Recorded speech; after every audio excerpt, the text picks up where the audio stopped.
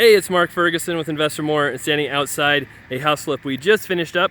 This is a manufactured home, as you can see, and one we did not spend a whole lot of money on, but should do decent with. We bought it for $156,000 from another investor. Probably spent $15,000 to $20,000 on repairs, and we're listing it for $239,000. So we'll go through what we did to it, how we bought it, and also talk about the 90-day flip rule, which is why we've waited a little bit to list it. So we'll talk about all of that here coming up.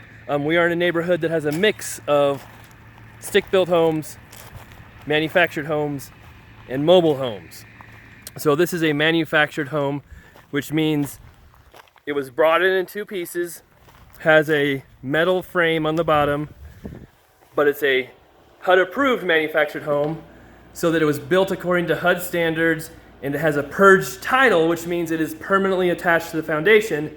And because of those factors, it will go FHA. You can get decent financing on this property. So like I said, we bought it for $156,000 from some other investors who went through the purging process and then decided to sell it, make some money, and not fix it up. We came through and did some real minor repairs: paint, flooring, painted the cabinets, actually used the epoxy paint for the countertops, light fixtures, put in a new dishwasher, I believe. It was white, it's actually stainless steel before, but we wanted to match the other white appliances that were here. Staged the home, as you can see, Nikki did that.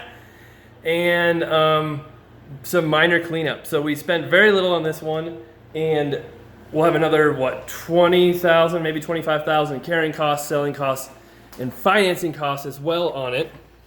But in this neighborhood, you really max out at a certain price.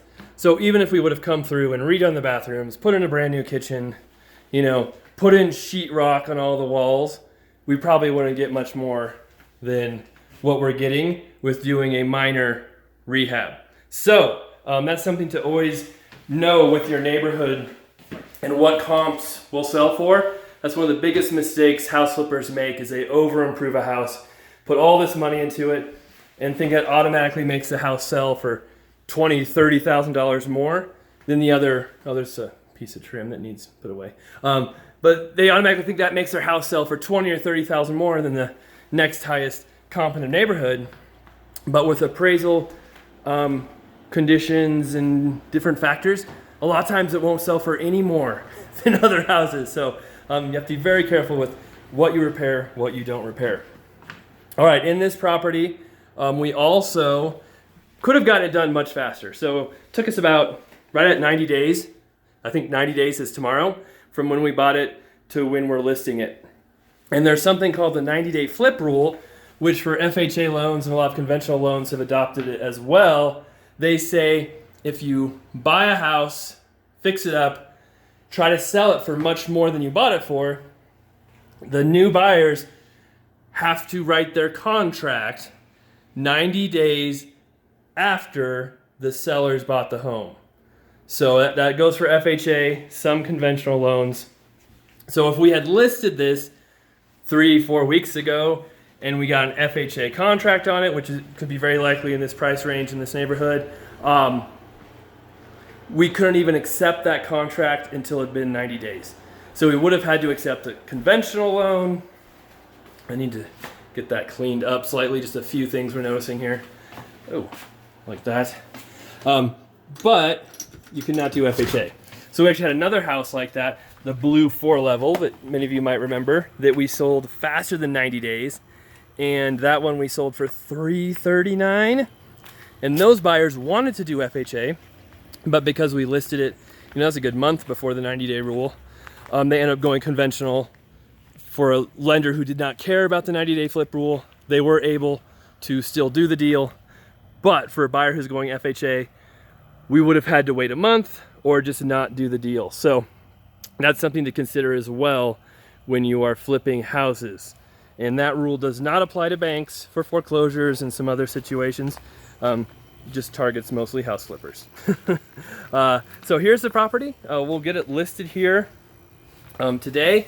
We might send our guy back just to a light bulb that needs put in there, another light that's not working, a few things that need touched up, as always. So get those done real quick. We have pictures already. It's already staged.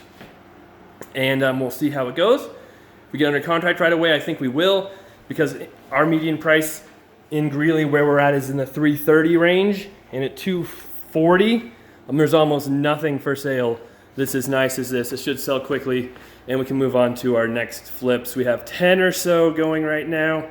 Have more we're buying, more we're selling, more we're repairing, so we'll have a lot more videos coming up. Make sure you subscribe. We appreciate all the likes, all the comments, all that good stuff. Keep those coming. And of course, check out investormore.com for a lot more information on our flips, rentals, being an agent, wholesaling, all that good stuff. And I do have 9 books I've written on Amazon as well if you're interested in learning much more about real estate investing, being an agent, and other topics too. All right, so let us know what you think on this one. I know it's not the fanciest house we've ever done, but sometimes the ones where we spend the least on and do the fastest are the ones we make the most money on. So have to be careful when you're doing all this that you're actually making a profit, or it doesn't make much sense to flip houses. All right, thanks for watching. We'll be back with more soon.